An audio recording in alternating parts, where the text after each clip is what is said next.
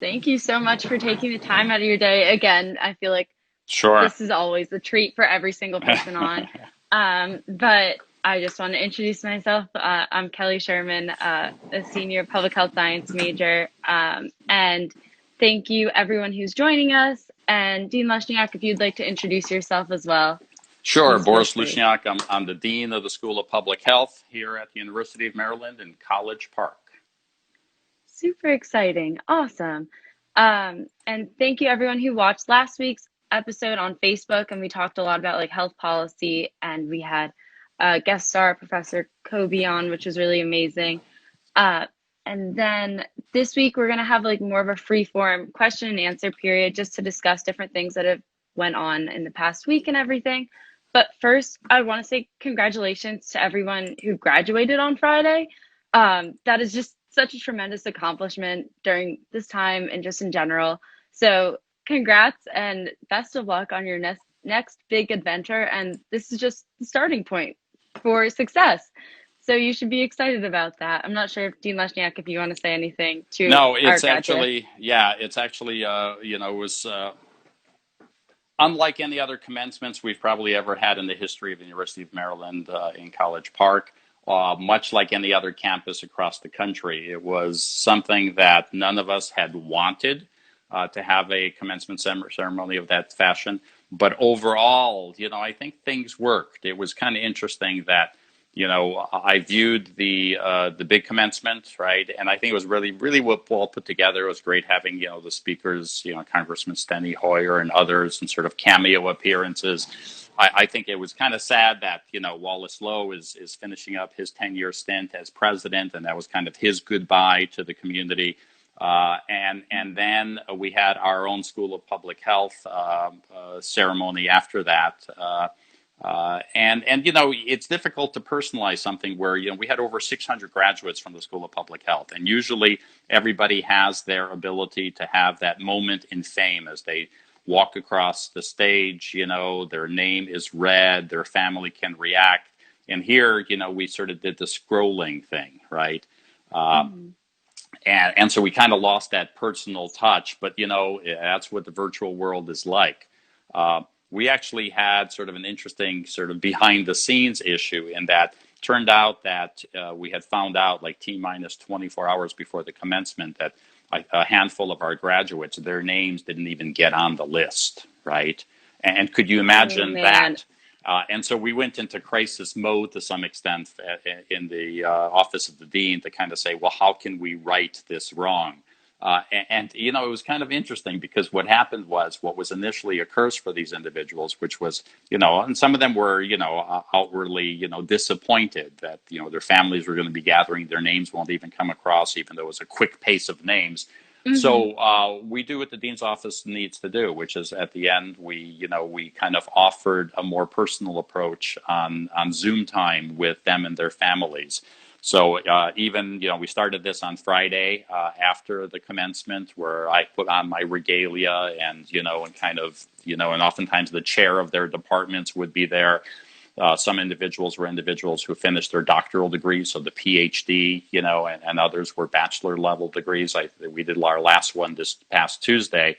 So it's interesting how even in the midst of this, you can call, kind of the audible play, right? In terms of saying, okay, we got to do something. We don't want to disappoint our students, so let's give this other effort. So that was kind of the behind the scenes craziness of commencement. But congratulations to all the graduates, and congratulations to everyone who now is, the rising, no longer rising. So Kelly, you're like a senior, right? I know. Ah, I'm so afraid, but super excited. yeah. It Hmm. will be fun, especially like if we return to campus, it'll be cool just to see how it plays out. And even if not, it'll still be fun just to have senior year and take a bunch of cool classes. Right. Um, but yeah, ooh, I accidentally flipped my screen. Good. But So I was just wondering if we could jump right into it and just talk about different things that have happened, like in terms of COVID in the past week. If you could catch us up to speed, Good. So that yeah, would be this is our great. usual time of the show where we do sort of the COVID updates, and allow me to look at my screen because I just put it up there to give you Yeah, the of course. latest numbers. And it's not that it's about numbers. I want to emphasize to our audience, we mentioned that these are all numbers of cases. I want people to realize that, these are all people we're talking about, right? And these are individuals who are either, been tested as positive, that are ill from the disease, and obviously people who have died from the disease. So the repercussions of these simple little numbers go beyond just what an epidemiologist would say is data, right? It's, we sometimes shield ourselves from the human emotions associated with COVID-19. But, right now we have across the world 5.6 million people who have been confirmed with COVID-19. And as I always do, I'll reflect on the fact that on December 31st, as we were seeing in the new year, was the first time that this was reported to the WHO office in China as a handful of cases. I think it was 12 people with an unknown disease, unknown pneumonia, and now it's at 5.6 million. Uh, the most number of people who are affected are in the United States, so we remain the epicenter with 1.6 million people in the United States testing positive. And then the big changes and the shifting that's going on is still in two nations beyond us, and that's Brazil, where in South America it's become a major issue with almost 400,000 people who have been affected, and then Russia with 370,000. So we're seeing sort of this idea that hotspots may be transitioning further across the globe. Worldwide, we have 350,000 people who have died from COVID-19. And today, we will break more than likely 100,000 deaths in the United States. And, again, contemplate this idea of 100,000 people dying, right, in the last 3 or 4 months from a single disease that prior to December 31st, we didn't even know about, that prior to probably early December when it started showing its face in China, didn't exist on this planet as a virus. The New York Times this past Sunday had a very poignant front cover of their newspaper, which it listed 1,000 names and a little story about them. This is a time of sadness, right, for the world and for our nation, that an infectious disease is causing this amount of death and disease. So that's kind of, the issue of the epidemiology. In terms of what else has been going on, I think the biggest news of this weekend, and those of you who have been watching anything on TV or on social media realize that there were parts of the country that, things went out of control regarding people not paying attention to the public health measures that are still being recommended. And specifically, the large crowds gathering to see in that first weekend of the summer. And, the sense that now we're bracing to see what happens when people begin ignoring the idea of physical distancing, when they start ignoring the idea of large crowd gatherings, of the use of masks. And my plea is we have a whole summer ahead of us, right? To sort of blow it off, saying, oh, this is summer, this is what we do, right? We celebrate Memorial Day weekend as the beginning of summer. It doesn't take into account several things. It doesn't take into account that we have a whole summer in front of us. Why blow it now? Because if all of a sudden we get, which potentially could be sort of the second surges happening really early, but it's a matter of of wise decision making, right? And I think there's certainly and again, it's not necessarily across the nation, but there were certain areas where people basically said we're tired of this physical distancing, and as opposed to sort of the re-entry slowly, things kind of went wild. And I hope to our listeners out there, you realize that our obligations as a public health community, does not stop the minute that all of a sudden the state says we're going to start opening in some sort of phases, that all of a sudden it's as if we ignore the reality of the situation. And it's not even a matter of us and our own health. It's the idea that we're putting others at risk. The idea of wearing a mask, I have to reemphasize, is a sign of courtesy and caring for others. It's not about protecting me. It's about the senses that we need to be caring for others in the time of a pandemic that now has affected so many more people, even in this last week. So I would say that that's sort of the big lesson learned is how do we, learn the lessons from what happened that was not so good this weekend and try to Mhm. re-engage our whole community on the idea of prevention, health, and wellness when it comes to COVID-19. I definitely have seen just different things through looking at social media and news sources about like videos of people like congregating in large settings and stuff like this past weekend, which is really frustrating to see. But I think like after this weekend, like how do you like perceive the future to look like the next 2 to 3 weeks because of this weekend, for an example? Well, again, it's going to be fascinating to see. We have several moving targets going on at once. Summertime is here, right? And even here in Maryland, right? All of a sudden, we've gone from a cool sort of beginning to the cool weather beginning to springtime. We're now, spring is at its heaviest, and it's 70s and 80s. We've had a few nice days. There's going to be some rain moving in. But with that change of temperature is a change of behavior, right, of people, right? We all want to spend time outdoors. And I'm really, that I'm a proponent of being outdoors. I think it's great for our physical, for our mental health, for our social well-being to head out and to see things around us. I think there's going to be several things. One of which is from the epidemiological perspective is we're going to be watching carefully to see whether we see resurgence of diseases in some of the areas where a lot of people gathered together, right? Mhm. Again, the time slot usually is upwards of 14 days after an exposure like that. And it'll be interesting to see whether we're going to see that or not, right? Is it measurable, right? These pictures that we saw, were there enough people? Was there enough people positives there who may be asymptomatic to spread the disease? So next few weeks will be, certainly the surveillance needs to continue. The testing needs to continue.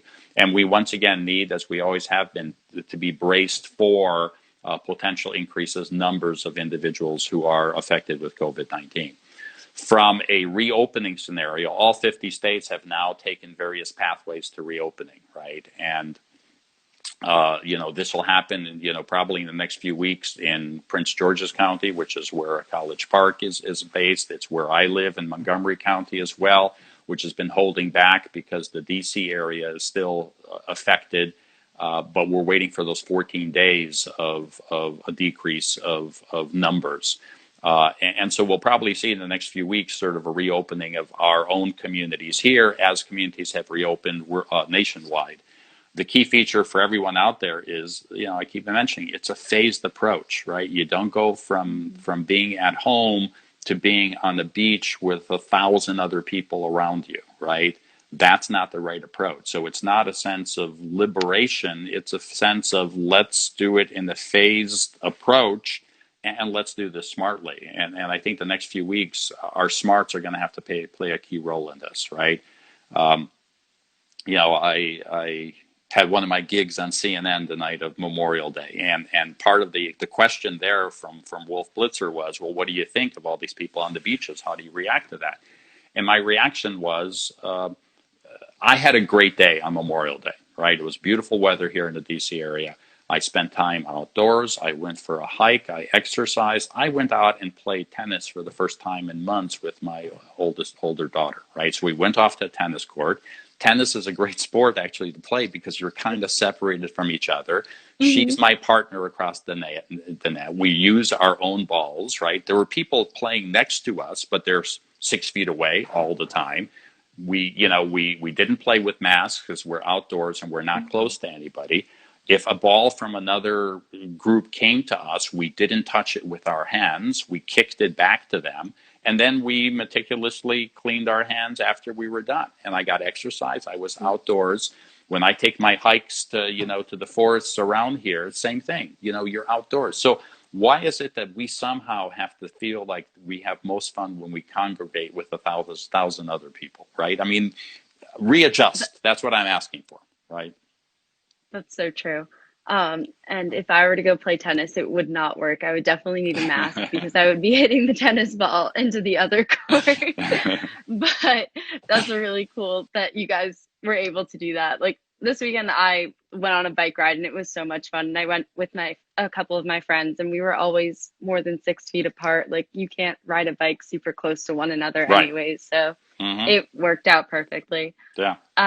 Yeah, but that's really interesting to think about like the future and just like different things that are going to have to change like when we start readjusting to normal. Like, are there things that might become like obsolete? Like, I'm thinking of like handshakes or something that like just like in the future it won't happen anymore because people will be nervous or it's a spread of too many germs or whatever. Yeah, I think there's certain things that are certainly for the next, I would say, foreseeable future, the next year, that we're going to back Mhm. away from. And part of it is that comfort level of being near strangers closely. Until we really do have, a major transition in this pandemic, this virus is going to be around. So it's the whole idea of that closer contact with complete strangers, right? So, Mhm. and again, part of our national custom, and it's an international. I mean, the people have different approaches to all this, but the handshake is a way of greeting somebody, right? Mhm. Kelly, this is my friend Joan.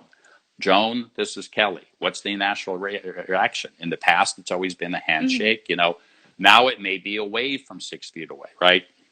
But you also look at the stuff that we're used to, and especially in the summertime, right? So outdoor concerts, right? That's always a big scenario. You have outside of DC, Wolf Trap as a major venue, right?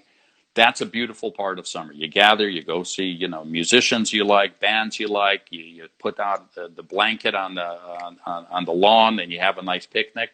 Well, Wolf Trap canceled the whole summer season, and that's a good move because the last thing you Mhm. want is the temptation of gathering large amounts of people together.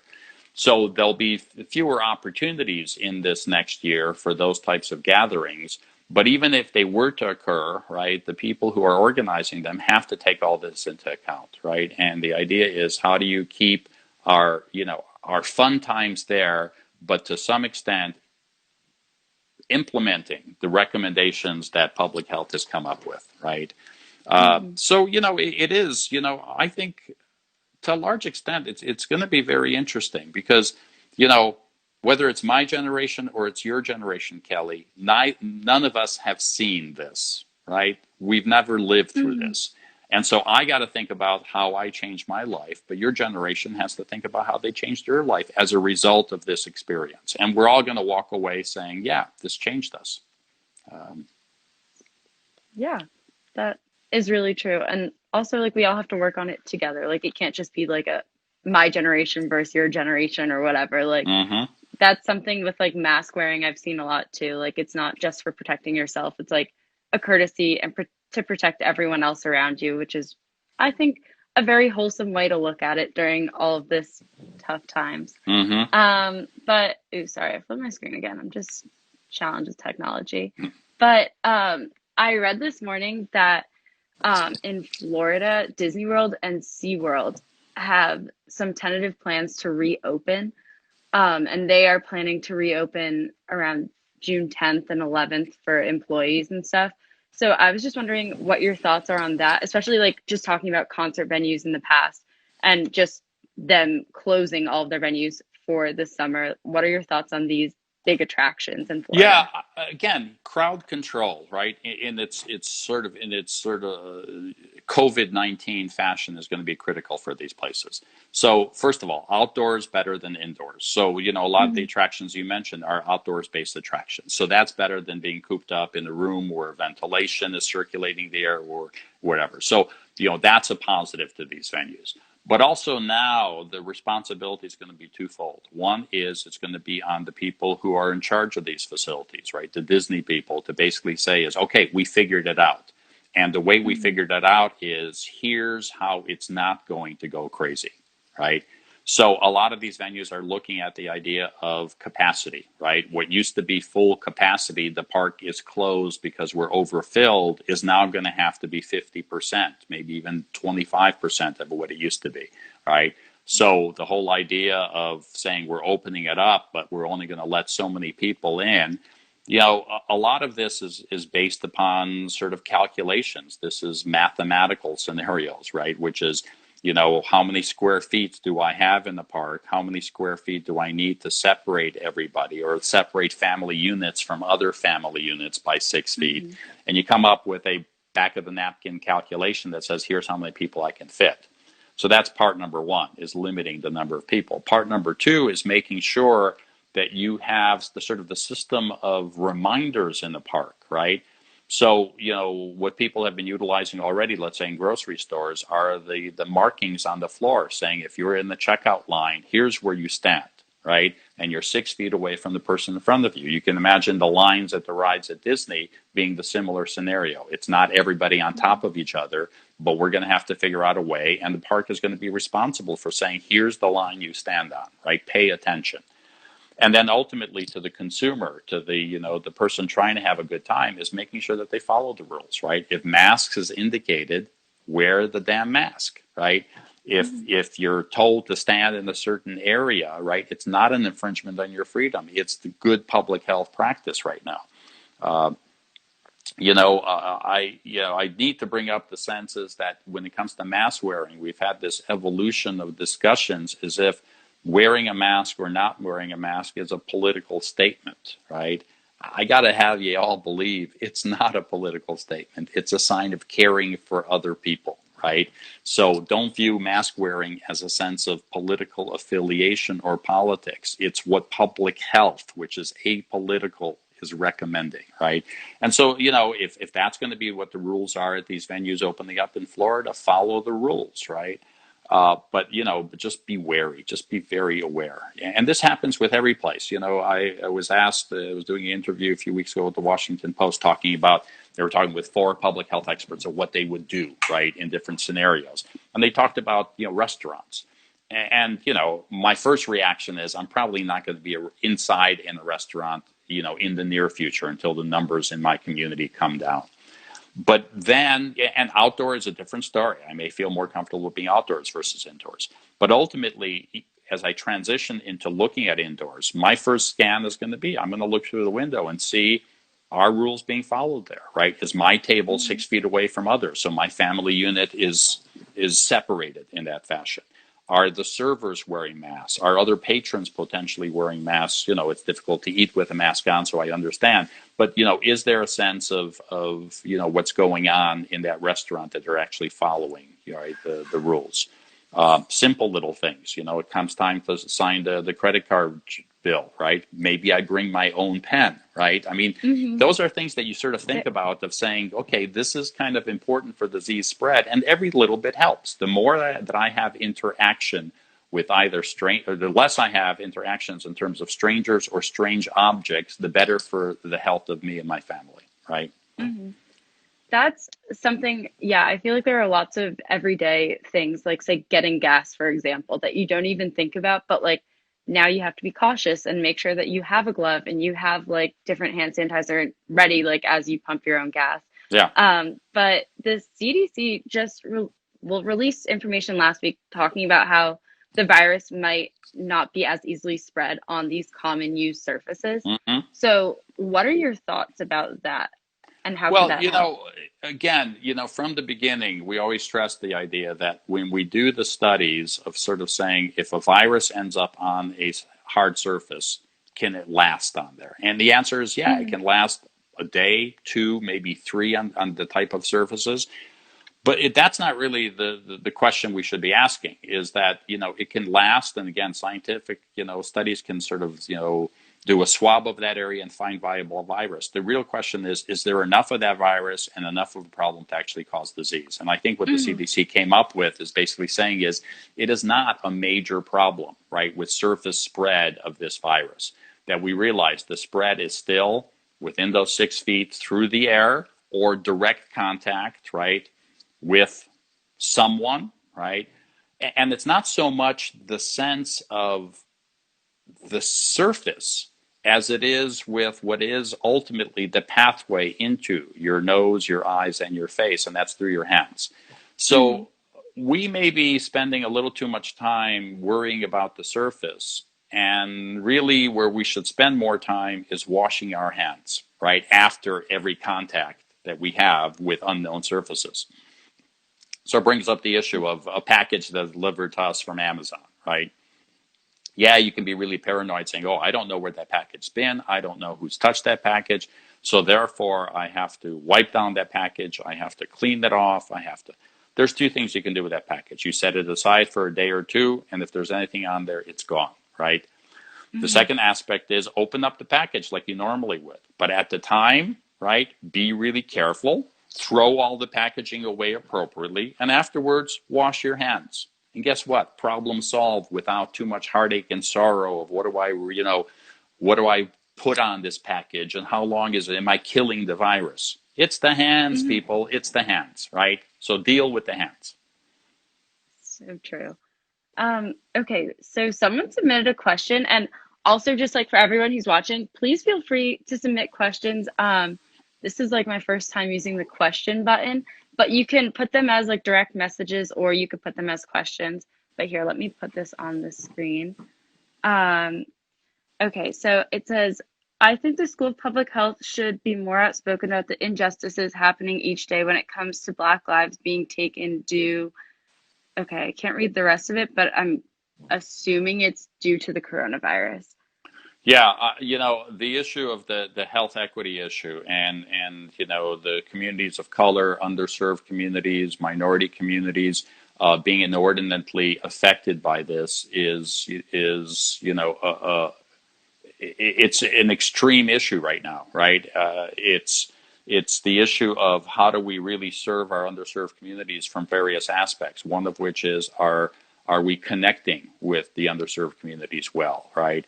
Uh, are we getting the messaging out? Are we providing the services to those communities? And this includes, one of the major outbreaks is not just in the communities of colors throughout the nation. It's on the Navajo reservation in Arizona right now is a major background outbreak, right? And it's not only in urban; it's obviously in rural areas as well. This is a national travesty. We at the School of Public Health, and specifically through our Maryland Center for Health Equity, are spending a lot of time bringing these injustices to the forefront. Dr. Stephen Thomas, who's our leader in that area, has been working with the state officials here at Maryland. He's been working with the congressional delegation at the national level to be able to pursue this. There's been various sources of we put in for a big project on this to deal with this in terms of finding sources of funding to be able to deal with this head on.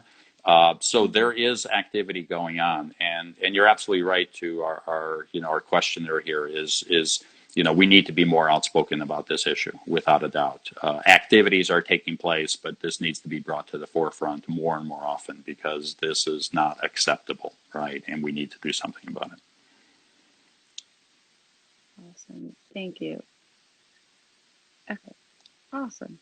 So yeah, if anyone has any questions, please feel free to submit them to the questions button. We just got another question.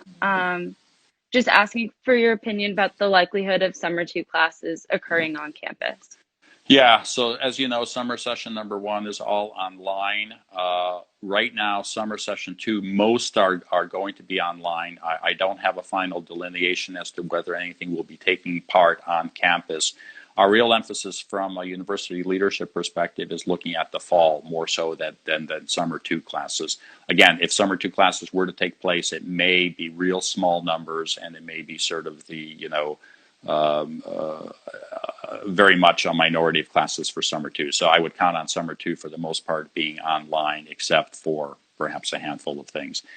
We're really looking more so at the fall, and we'll have announcements in the next weeks, probably by mid-June, in terms of what the fall is going to look like. A lot of sort of moving targets on that as well, which is how many. Much like I sort of described the scenario of the Disney World, right?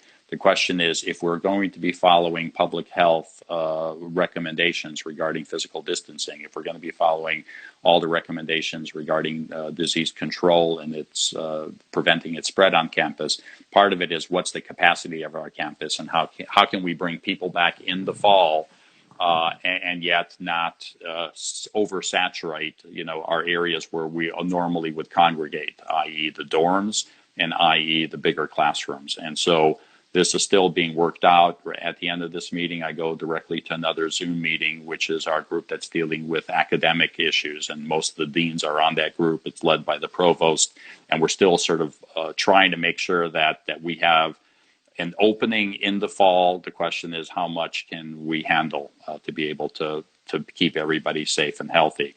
Right now, for the summer, we're looking at several things moving ahead, and probably the first is going to be in the next few weeks is to bring back at least some number of our researchers who need to be on campus to be able to conduct their research studies, whether it's in the labs, whether it's in in facilities on campus. And that'll be our first sort of wave of reopening, is going to be looking at researchers beginning to come back. The other aspect is that those of you who have stuff in the dorms should already have information about how you come back and be able to get your stuff from the dorms.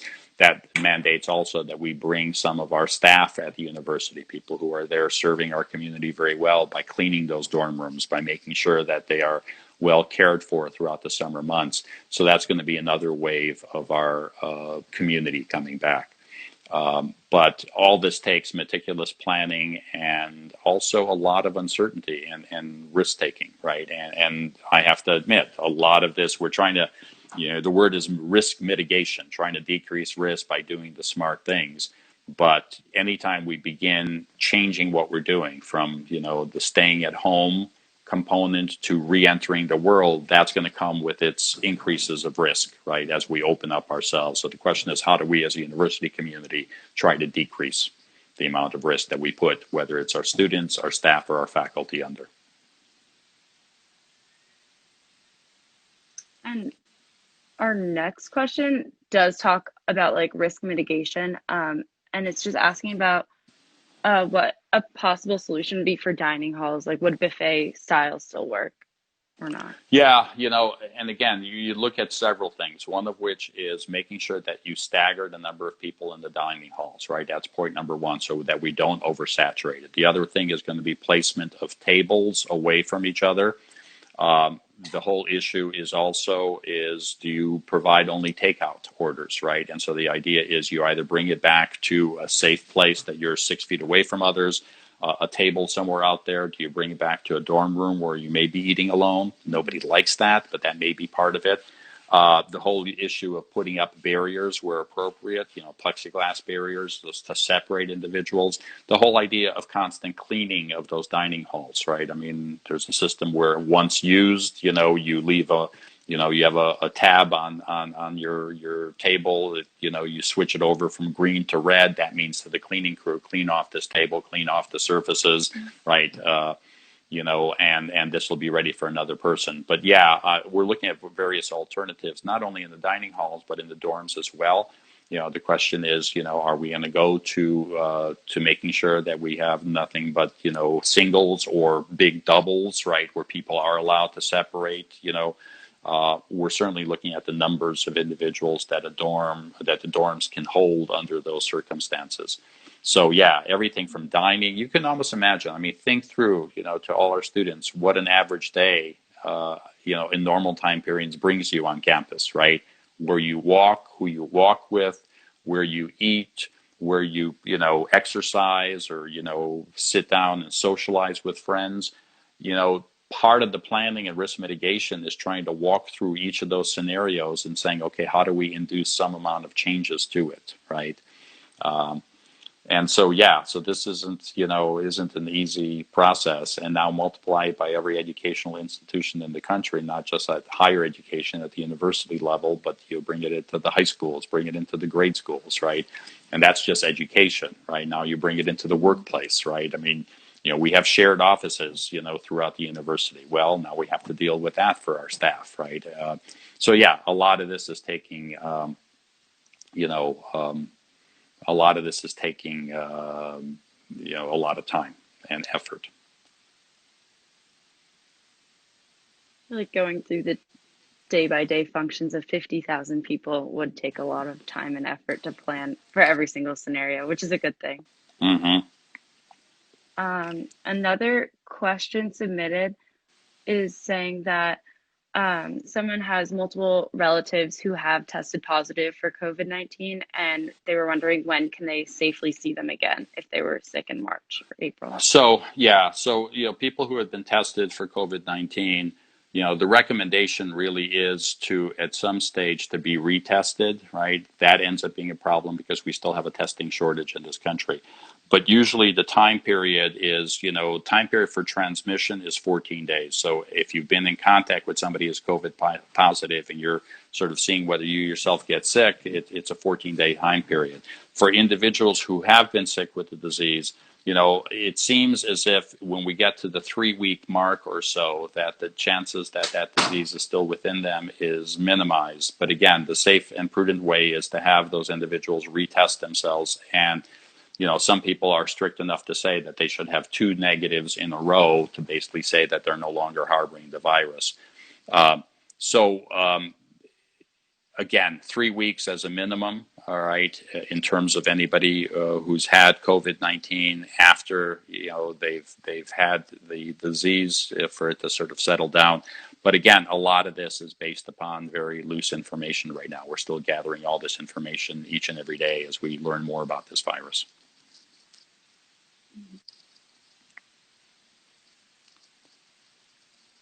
Another question submitted is, do you anticipate a second wave this winter? So everybody's sort of priming ourselves up for a second wave. So the real question is going to be, is how is the summer going to look, right? And the question is, are we really on a down spurt, for the rest of this summer, or are we going to have multiple smaller waves? And one of the models sort of suggests that, after, for example, the events that took place over Memorial Day, right, with people gathering in certain areas, that we may have smaller waves going on. So on again, off again, on again, off again. Mm-hmm. And now, when we hit the fall and winter, we are bracing ourselves for the potential of another wave of this. And that's for several reasons. One of which is every other pandemic that we've ever had in the 20th and 21st century has always showed 2 waves going on. Most of them, spring and then summer, or now spring and then fall or winter. But all of them, I have to tell you, have always been pandemics that involve influenza. We've never had a pandemic that didn't involve influenza. So this is a new experience for everybody with a coronavirus in this case. But based upon the past and based upon what we know happens, right, and we see this with the flu season as well, is that what happens is we go from being outdoors people, right? Nice weather, summer, fall, we're still spending a lot of time, to then most parts of this country hit winter. And when winter hits, we get more indoors, and that allows for further spread in the indoor environment. So what we are thinking is that, coronavirus potentially will hit again. When it's going to be, late fall, early winter is probably the best opportunity based upon our past experiences.